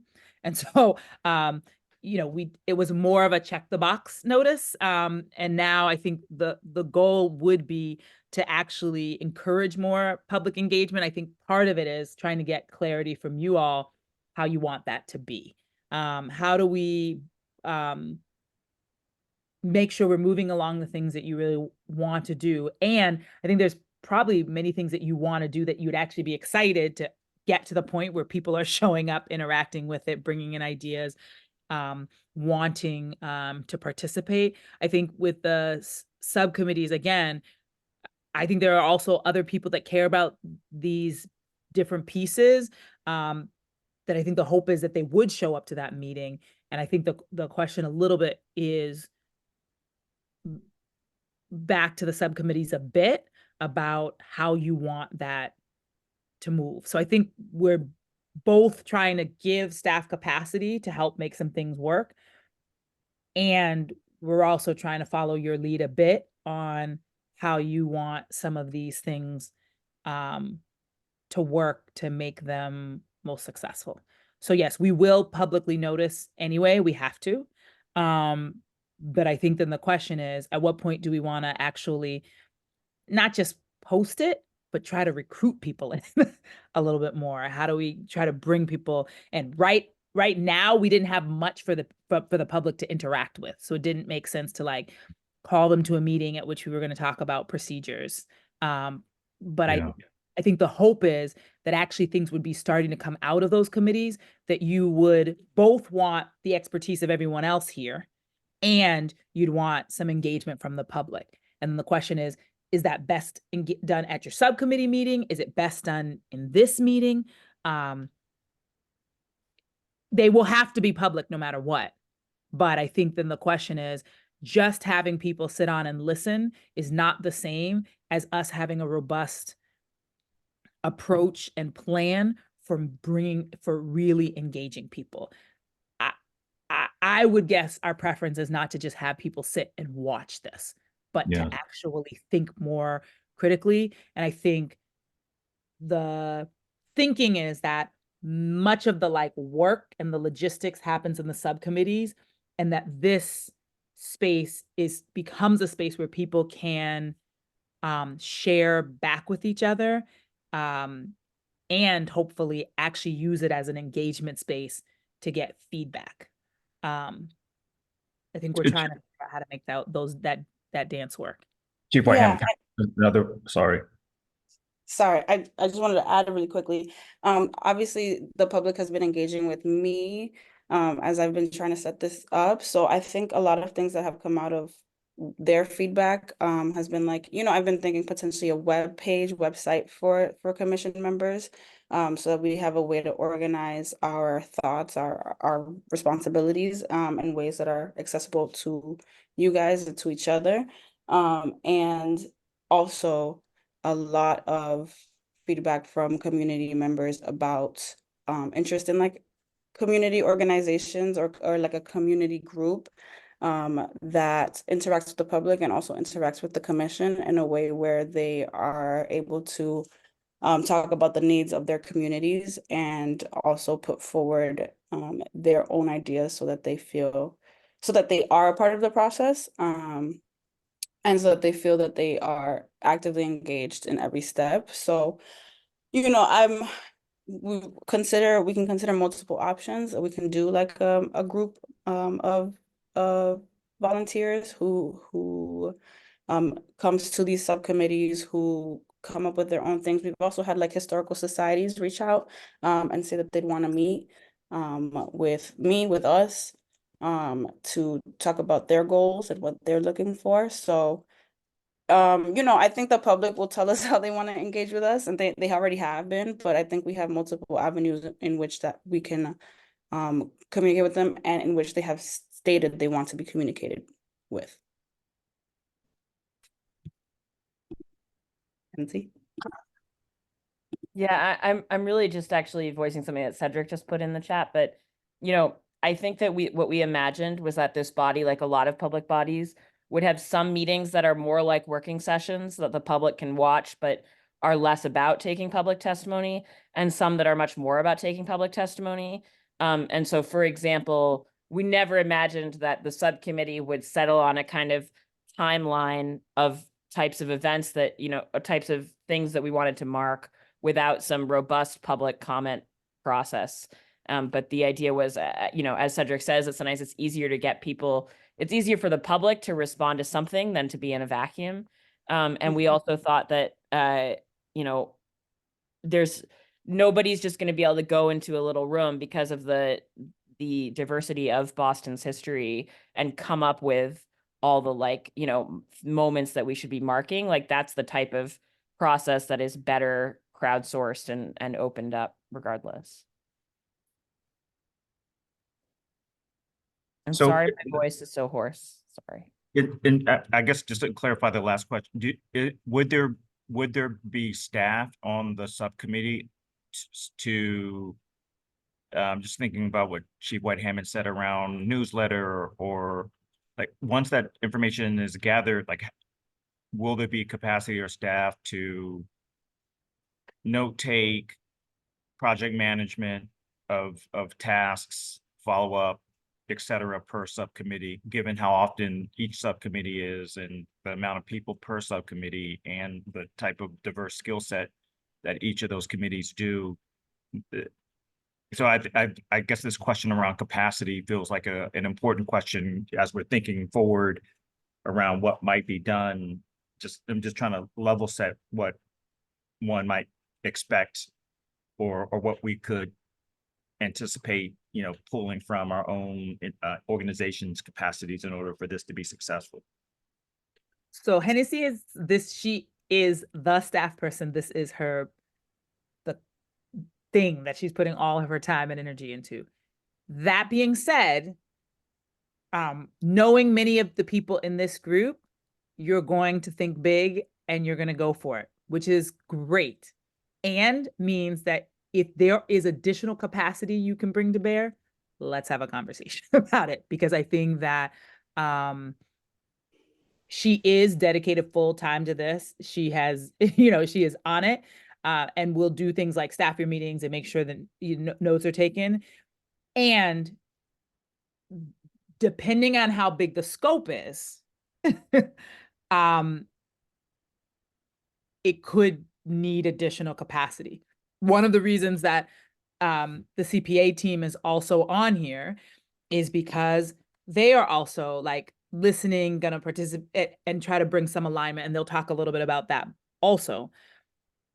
But I think what I would say is my guess is this, given who I know is on here, you're going to go big and more capacity would be helpful. Dr. Tran? Yeah. Sorry. Yeah, I just want to add something about public feedback. If we're talking about being inclusive communities, I think we need to think about when we have ideas or things like that, what is the survey or public feedback mechanism? Because inherently, there's a level of bias when you're expecting people to come at the time that we meet to be able to speak to us. We've got numerous languages that are spoken in this city. We've got people of varying literacy levels, and that doesn't mean that they don't have something valuable to say. So I just want to make sure that when it comes down to we're really critically thinking about some things, that we get as many voices documented and try to figure out what are the many ways that might happen, and especially when we're trying to make decisions, because I would hate for people to feel like they weren't represented because we only said, well, you didn't come and speak to the commission.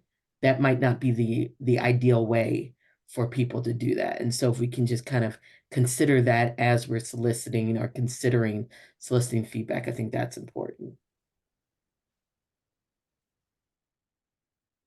Absolutely. And I think something to think about that also has happened in some of our other commissions, but not always. And I think this commission specifically is like really starting to think about translation.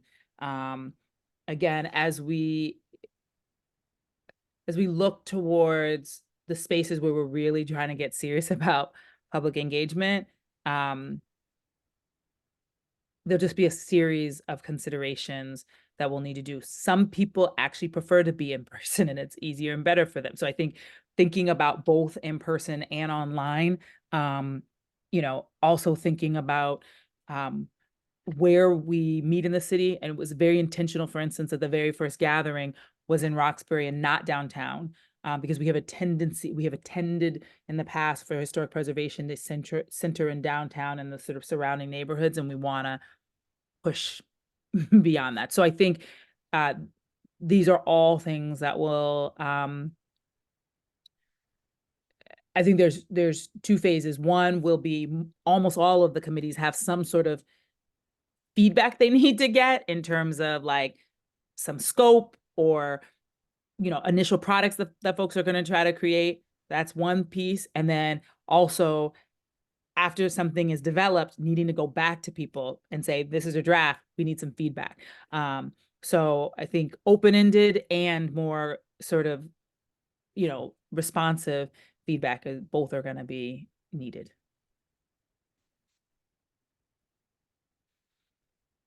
Any other questions, thoughts? I want to start to move people one thing I wanted to just check in. How many people are clear about your subcommittee? I think some people are, and maybe some people are not. So here's what I'll say. If you are not clear about your subcommittee, I'm going to ask you to send a message in the chat to Hennessy and see, because I think she does have the full list. Do you have, Hennessy, you have it typed up so we could share it? Yes. Okay, so why don't we, if you can post that in the chat, and then that way the folks can just look at that and sort of see where they are. Sort of, I wanted to add something too. Yes. When I'm thinking about the subcommittees and the public versus people who may be like experts within these fields that are not a part of the committee, like for instance, when we think about the curriculum, should we be thinking about, you know, a time to talk to actual teachers within the BPS system versus just the public? And the same thing with the parks and trails is we do have a lot of people who are experts in a lot of different fields that are on the committee, but there are also a lot of people who are working within those spaces that are not a part of the committee. Should we be mixing them with the public, or should we give them the space to be able to talk about curriculums and what we want to do with the people who will actually be teaching these curriculums within the system? And so I don't know would be the right answer, but I'm thinking about two different layers of like, yes, we're talking to the public about these curriculums, but we're also talking to teachers in like a focus group to a sort of format where we can talk about what the curriculum looks like. Do they like the curriculum? Is this something that they think they could teach? What would they like to add? And then be able to bring that back to the public. And so I just want us to kind of think about that as well. And does anybody have any ideas or think that that's a good idea at all? Yeah, so I think you're raising, I mean, you're absolutely right. In each of these areas, there's some people on this committee who do it, and then there's many more people who also have expertise and participated. So I think one of the key things that each subcommittee is going to need to figure out is, I think, what's your first task? And then I think the question is, who do you want to engage in that task, right? I think it makes total sense. For instance, if you wanted to invite people, or maybe there's a couple of people on the committee that say, I'm willing to go to a gathering, maybe teachers already have a professional development and we'll go and add to that, you know, so finding creative ways to figure out how you solicit feedback and then bring that back to the group. So I think what I'm hearing folks say that we'll just lift up and then is really key is like, first we need to make sure everybody knows what subcommittee they're in, which is key. And we'll get that and posted in the chat in a moment. And then once you have a sense of that, getting those groups to meet and figure out what they think they need to work on first, and then who do they need to talk to? The public, other experts, who needs to be involved in that conversation for it to be a robust conversation. And some people may actually come to meetings. Some people you might have to go out and talk to and bring the feedback back.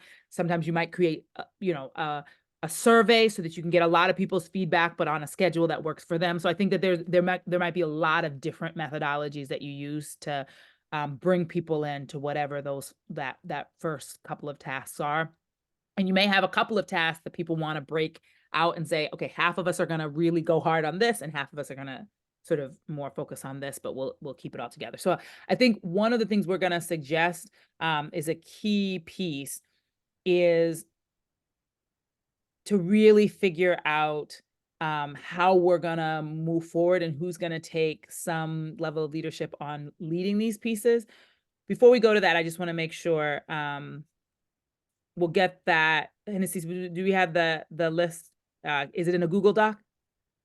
It is. Okay. It's really a lot to put in the chat, so I'm gonna email No, just put the Google Doc link in the link. Okay. Okay, great. Yeah, sure. We'll do that. Yeah. And then everybody can take a look at that. If you don't know what your subcommittee is, you can take a look at that. So let's check in really quickly about what I'm going to do is we were going to talk about the commission chairs and the subcommittee chair, but I think what I'll do is let's have the CPA team do their presentation really quickly. Then we'll come back to the question of the chairs and the next meetings, and those will sort of be that last piece of work we're gonna do. So I'm gonna hand it over to CPA because this is I think an exciting piece of collaboration and possibility, and then we'll come back.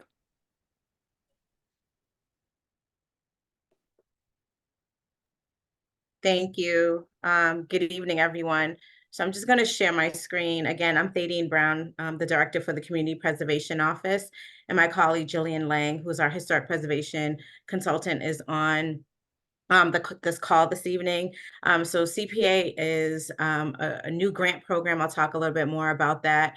But we're just here to kind of highlight for you all what the CPA funds are doing within the city of Boston in the last 6 years. It was voted in 2016. And so we just want to highlight this. And as the commission begins to think about ways and projects and things they want to fund, how we could potentially be a funding source to support the work in which you want to do. So I'll go ahead and share my screen here. And we'll be very brief. We want to be respectful of your time. So we have shortened our presentation this evening. And so we are a very small team. We are a team of 5, and we are getting 2 additional staff on in next month. But if you want to visit our website to learn a little bit more, we encourage you to do so. So as I stated, CPA was really a ballot initiative. It's been around, other cities and towns have adopted it since 2000. Boston had a ballot initiative that wasn't really successful in 2001, was very successful in 2016, with 74% of Boston residents voting for CPA. And since that time, it's an annual fund. We have received over 28 million in CPA funds each year. It is a 1% surcharge on property tax. The average homeowner pays about $41 per year. A bulk of the funds do come from commercial properties paying on this 1% surcharge. More than 20 million is collected annually, and the funds can only be used in 3 areas: for affordable housing, historic preservation, and open space and recreation projects. There is also a real estate transfer fee from across the state. So other cities and towns that have adopted CPA, this fund, an additional fund, that state match is matched with our surcharges that we collect. And so that's what brings, for the last few years, has brought our pool of funds up to 40 million, over 40 million in funding each year. And I'll have Jillian go over some of the stats that we've accomplished so far. Hi, everyone. Welcome to our CPA Whirlwind Tour. We've preserved over 100 historic buildings. We have planted over 250 trees, created over 80 playgrounds. We've created urban farms, community gardens, preserved and created nearly 1,700 units of affordable housing. This includes home ownership units. We've supported housing projects for veterans, seniors, artists, and individuals experiencing homelessness. Funded over $20 million to 2 programs that support first-time homebuyers and prevent displacement. To date, CPA, we have funded 291 projects, awarded over 156 million in funding. We've supported 46 affordable housing projects, 110 open space and recreation projects, and 135 historic preservation projects from 2018 to 2023. And so, and below, you'll see the list of funding and how many projects we funded since 2018 below. And so, as you can see, we've been very busy. We also have on our website a CPA map that highlights all the projects that we funded. So if you want to learn a little bit more detail about some of the projects that we funded, we encourage you to visit our website and the map that highlights all the projects that we've funded throughout the years. And so to highlight a few projects that we funded, so an affordable housing project that we've supported is affordable rental we're helping to support and buying down some of the affordability in this new development of 202 units. And so we've given 1.5 million to this project in 2020. We've also supported the first time and given the seed money to really start this One Plus Boston first time home buyers program with the Boston Home Center. We funded this 12.8 million in a few funding rounds. And this program so far to date has helped 287 first-time home buyers be able to purchase within the city of Boston. A lot of you will recognize the Elliott Congregational Church in Roxbury. This is a 2018 and 2020 funded project. So they received in 2020 $400,000. You can see the steps in the entrance here. We helped with repointing exterior masonry walls, retaining walls, slate roofs, all kinds of things. This is just an example. There are tons of other allowable uses for CPA funds in historic preservation projects. This is a good one. And this is Lena Park Playground in Dorchester, a really transformational project. You can see the before and after. They received $600,000 for this project for the construction of a new park for family daycare programs, community events, adjacent to Lena Park's affordable housing units. So going over the CPA law and requirements, so 10% of the funds must be spent in all three categories every year. Up to 5% of our funds must be spent on administrative cost. We only cover capital improvements. Our funds do not cover maintenance, operations, or programming. So a lot of our projects that we fund must be a capital project that must be able to be maintained and sustained for 15 years. Recipients can be public, private entities, non-public, or for-profit organizations. And the allowable uses of CPA funds are for acquisitions, creation, preservation, rehabilitation, restoration, and support. And we'll talk a little bit more about that in detail in the next few slides. Unfortunately, we can't do everything.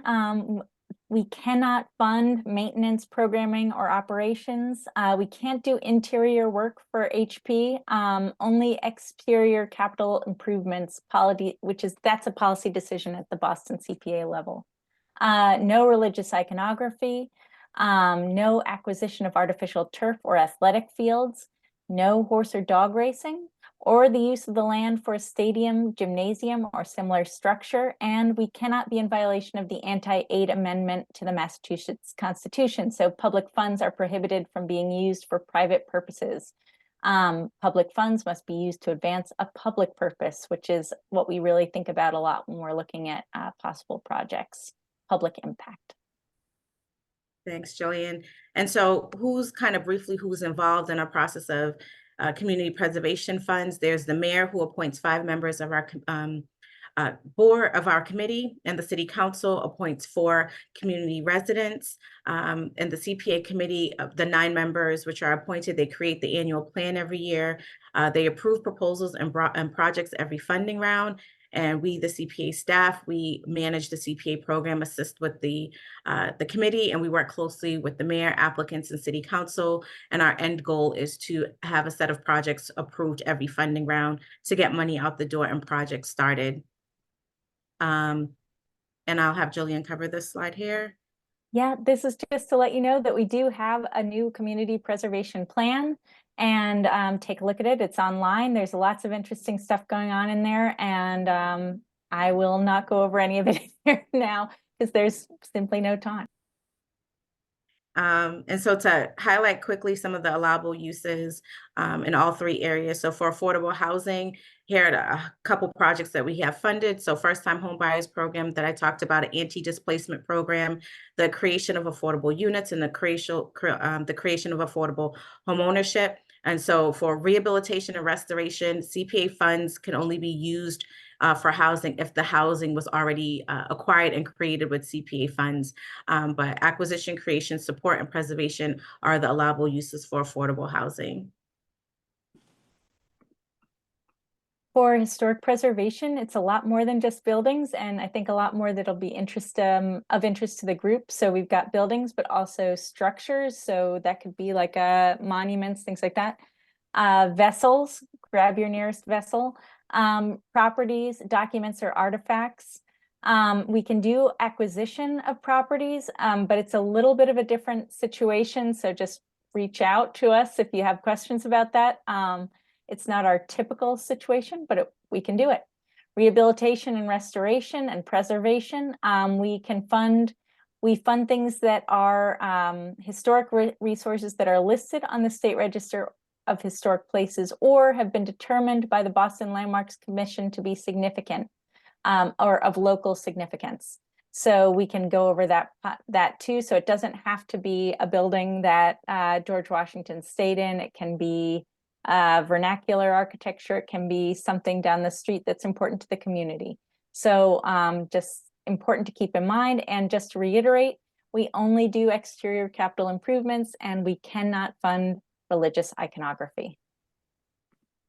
Thanks, Jillian. And so some of the allowable uses for open space and recreation, we use these terms together, but open space is a different category of funding and recreation is a different category. So for recreation, we can do community gardens and urban farms, basketball courts and playgrounds, and open spaces, more pond frontage and tree planting, conservation of land and trails. And so under the allowable uses, we can do acquisition, creation, rehabilitation and restoration, and for open spaces, if it was acquired with CPA funds and preservation. And again, we cannot cover artificial turf, which is stated in Chapter 44B, as we stated before, but these photos kind of highlight some of what CPA funds can do, and these are some of the projects that we have funded to date.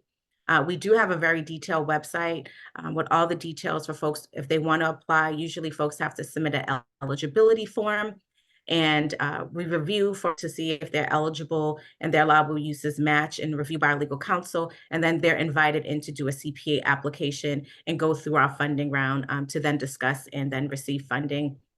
We are currently in our 2024 funding round. That is currently getting ready to, the committee is going to be discussing projects, and we'll be having a final public hearing in February with our recommended slate of projects to the mayor and the city council. So we'll stop here. We kind of ran through very quickly, but please visit our website if you want to learn any more information about what we do with the CPA office.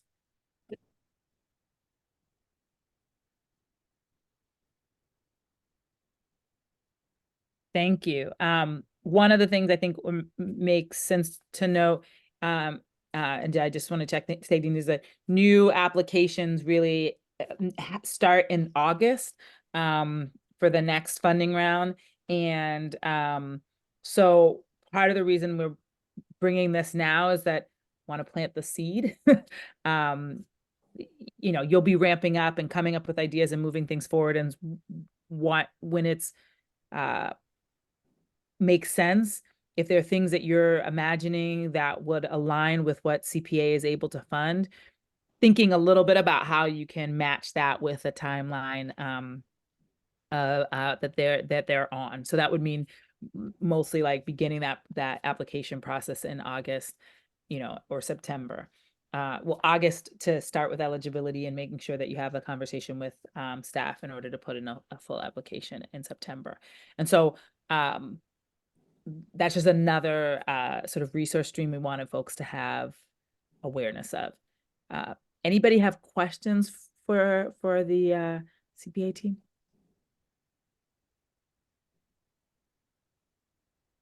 Right. So we'll make sure that you know more and are can, you know, sort of track that process, but wanting you to have that in the back of your mind as you are beginning to imagine. There are some things that we know you will do that won't quite fit that, but we want you to be also thinking about, you know, where there might be opportunities. Beautiful. Thank you. Everyone. All right. So if everyone's looked at the list to just see where you are, one of the things we want to talk a little bit about, we're not going to settle this tonight, but we want to plant the seed, is how the subcommittees will be run. So there's two set of leadership roles. One for this commission. I am serving as an interim chair for this meeting. And want to sort of think through what people are imagining for a process going forward, and or if there are folks who are interested. And then there will also need to be chairs for all of the subcommittees. So one possibility is if we don't fully sort of know who the chair will be by the next meeting, I might run as the interim chair again for one more meeting. But we are hoping that it might be possible for us to identify a chair maybe in advance of next meeting. Or if not, I could step into that role again one more time, and that would give us a little bit more runway to make that choice.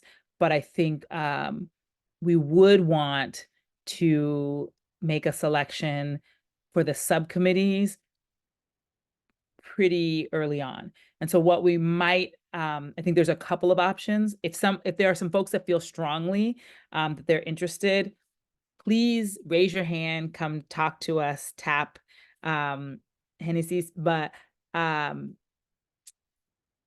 we also might need to do a similar process for those subcommittees if we haven't quite figured that out.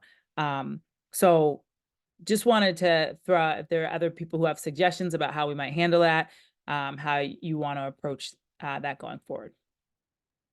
Yeah, I was gonna add, it might be good prior to the subcommittee meetings and to the next larger commission meeting, if people are interested, to just write up a quick paragraph, maybe send it over early on so people can read it, and then we can like vote at the beginning of the first subcommittee meetings and commission meetings, so that way we have that as soon as possible. That's an idea that I had, but open to other suggestions.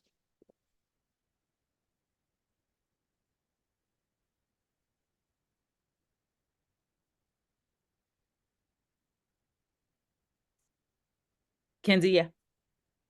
Yeah, I was gonna say, I think Chief will probably need you to interim no matter what, at least the first part of the next meeting, because I think because of the nature of the body, there will need to be like an actual election for a chair, even if it's a by consensus thing. So we'll need to like do that on the record.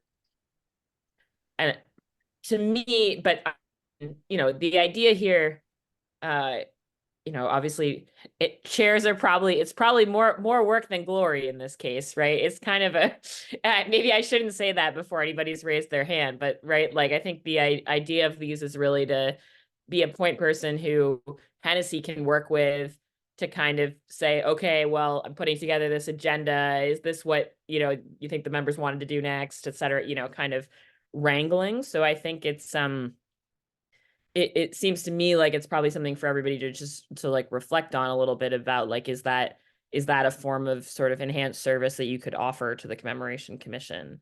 And then, you know, and then we could sort of get a feel for how many people were willing to do that at, you know, whether we had multiple people on multiple committees, and then we could have the conversation of who would be best suited, or just one person who we would be happy to elect by acclamation.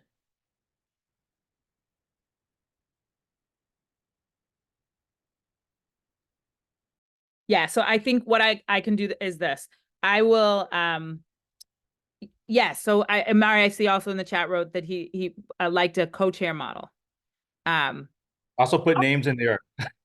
One of them left, so he is voluntolding people. And I think that part of what we also want to be thinking about is both the capacity of individuals to do it, right? We want to choose people that have some time to do it. I do think we also want to be thinking about diversity and making sure that we have representation, racial diversity, gender diversity, age, different neighborhoods. And so we're trying to balance all of those things. So I am seeing a nomination that could work. I think we did lose Rep Rushing. I think he was one of the people who had to leave a little early.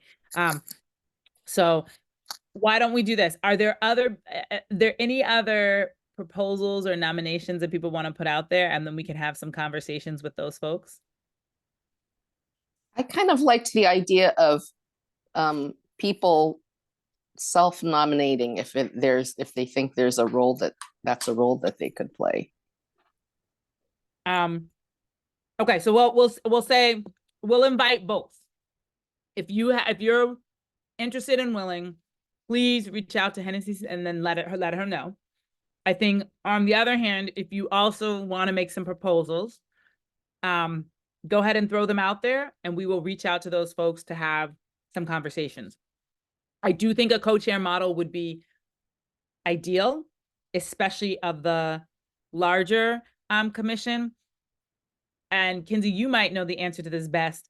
Would that conflict with what our ordinance says? Like it might, but I think it could be handled. I think there might be a situation where one person would need to be the like statutory chair, but the commission was never really created with the idea that it would be a contentious place of close margin votes. You know, that wasn't really the notion. So I think we could probably finesse co-chairs. Okay.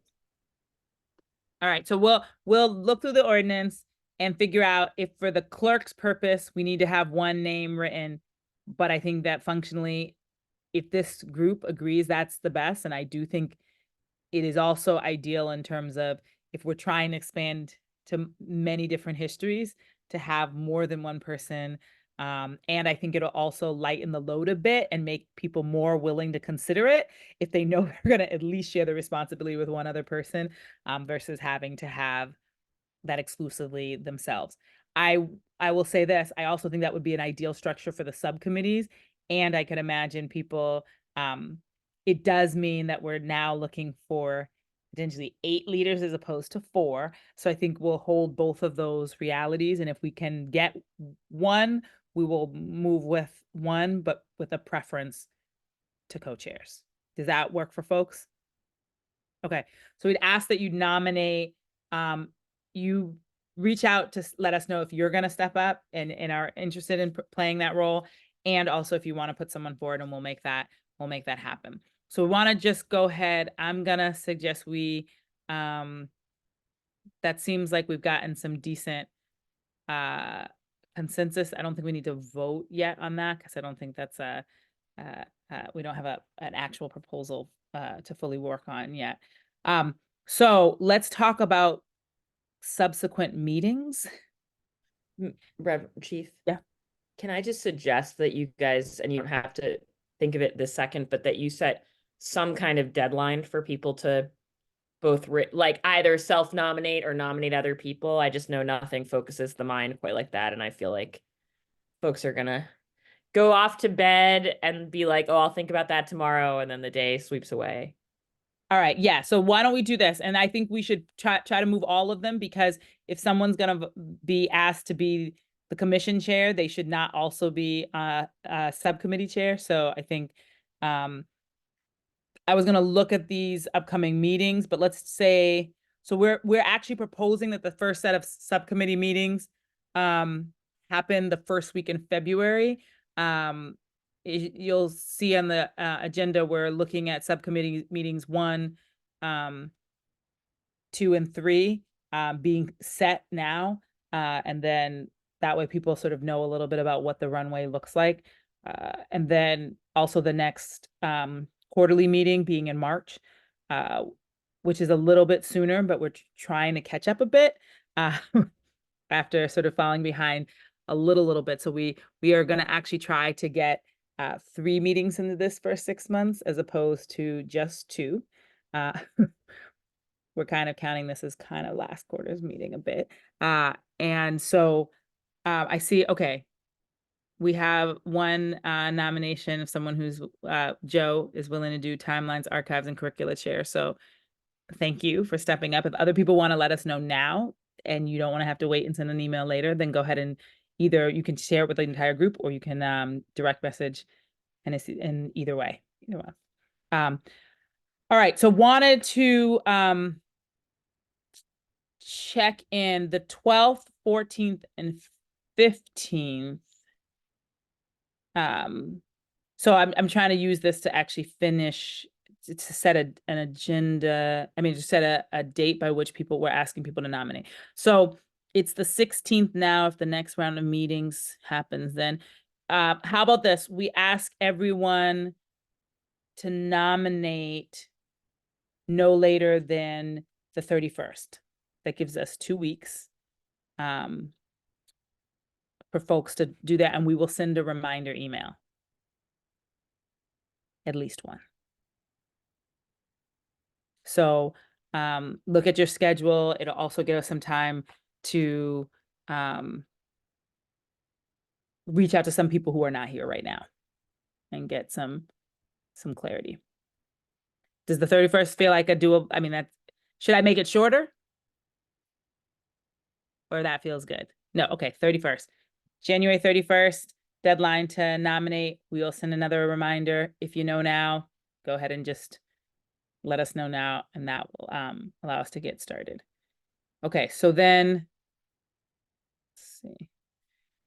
Can we look at these dates and try to hone in? So we're suggesting that the next meeting be March 12th, 14th, or 15th. Oh, the 15th. Are these the right dates, Hennessy? Because the 15th is a Friday. Oh, it's not supposed to be. It's supposed to be for Tuesday, Wednesday, and Thursday. So let me Right. pull it. I think we skipped it. So I think it's March 12th, 13th, and 14th. Yes, March 12th, 13th, and 14th. I was like, wait, that seems. All right. Let's see. Best way to do this. I'll also share my screen maybe so that we can see the dates. All right. Trying to figure out how we can poll. Hennessy, do you have the option to do Zoom polls? I do not for some reason. It's really strange. And I actually would, the only thing is that it's the 12th, 13th, and 14th. So these are wrong, but I think people know. Okay. How about if we just take a hand count of people who cannot do certain days? That's good by elimination. All right. Anybody who cannot do the 12th? Would this be a 6 o'clock Zoom meeting? Yes. Yep. And we're looking at either the Tuesday, Wednesday, or Thursday. Huh.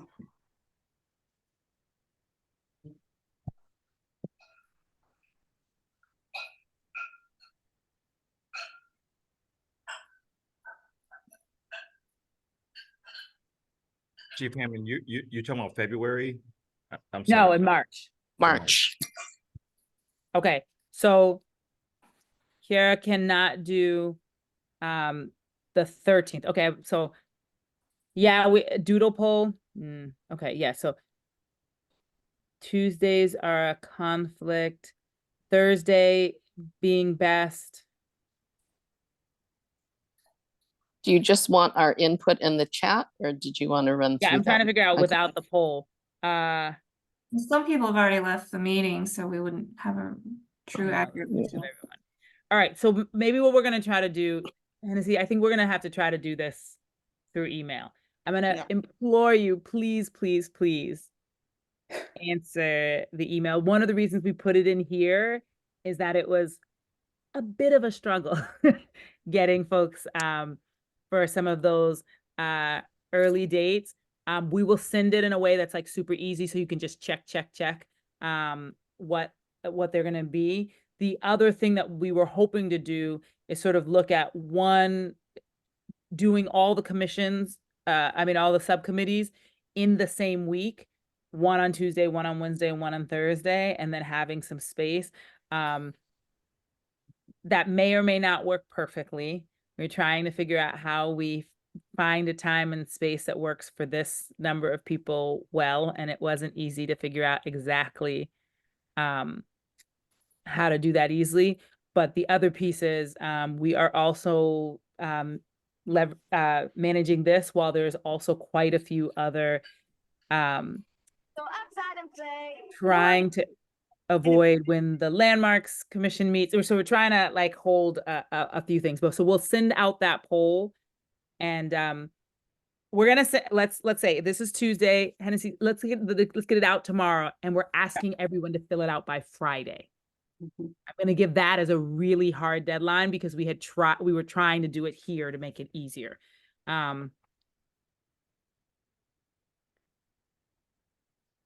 Okay, I hear you, Kinsey. We were trying to create some level of predictability, but we'll try to mix it up.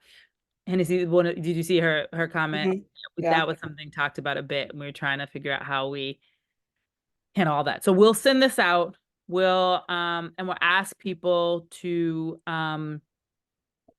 weigh in, and what we'll try to do is we might send out a different one per committee, trying to figure that piece out. It's a little bit of a puzzle, but we will figure out how to make it easy for you to respond. And then our one request is that you respond by end of day on Friday, so that we can take all of that and try to get all the dates out so everybody knows them. We'll get them all on one sheet and send them back out to you. All right. I think we have gotten through most of the stuff, because we were going to give a little bit of a chunk to the scheduling, but we will do that offline. And I think we can end early. Hennessy, is there anything else that we missed, Murray? Okay. I love if our first meeting can end just a little bit early, and that way people have a good experience that we will not run over. Really, really, really want to thank you for your time. And we're going to go ahead and get this moving. I do want to say, some of you know that I am in the midst of transitioning. I'm going to be leaving the city in April. But I am really excited to be here, and we'll see. I may stay on in some role to support this, because I think as someone who has grown up in Boston my whole life, in the 7th grade, when I read the autobiography of Malcolm X, I saw the name of my street in there, and that sent me on my own odyssey to know a lot more about what this city is. And I sang in a school chorus at a nursing home in Brookline, and had a whole group of older Jewish women who knew where my street was. And I was like, I had never met any white people, to be honest, who knew my neighborhood. And they talked about growing up in my neighborhood. And I was like, wait a second, how is that possible? And that's the first time I learned my own history of Roxbury, and how that had shifted, and how many different communities had lived there, and how those transitions happened, and not a great way. I lived in a community that was a redlined community. And so I think I'm really excited about the work of this commission, the people that are part of it, and particularly the opportunity to make sure that no young person grows up in this city without the opportunity to learn about all of the different overlapping, complex, beautiful, and painful parts of the history of the city. And so I'm just really thankful to be part of a group of people who care about that enough to give of their time and be here.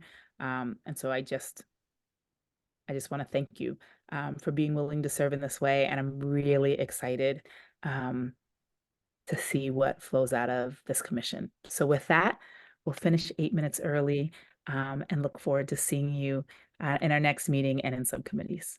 Thank you, everybody. Thank you, Madam you. Interim Chair. Thank you so much. Thank you. Thank you. Night, thanks. Buenas noches. Buenas noches.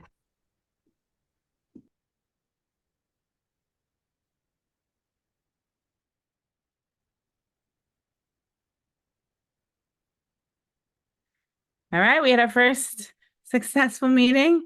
Yeah. I knew that was gonna happen. I was trying to find the poll thing from earlier and nothing. So it's okay. I can do what I did last time with the Google form. Okay. I created like a whole big spreadsheet for them, and I'll see what people Do you ever use Doodle? I do. And I think I have an account with them, so I can just log in. Although if you're trying, Boston one of the things though is Doodle can be a little challenging if you're trying to schedule multiple meetings. So you're right, a Google form. I think Doodle is best if you're trying to schedule one meeting, because it just tabulates everything for you easily. But it may be a challenge if you're trying to do, I don't think you should send like, here's the 7 different Doodle bowls for all these different, so Yeah. No, yeah. So I think I'll do the Google form, and then maybe we could do the doodle based on whatever. Yeah. I Fine. understand Kenzie's point, but I'm a little worried about moving it back and forth because yes, That's a lot. people, but I find people forget.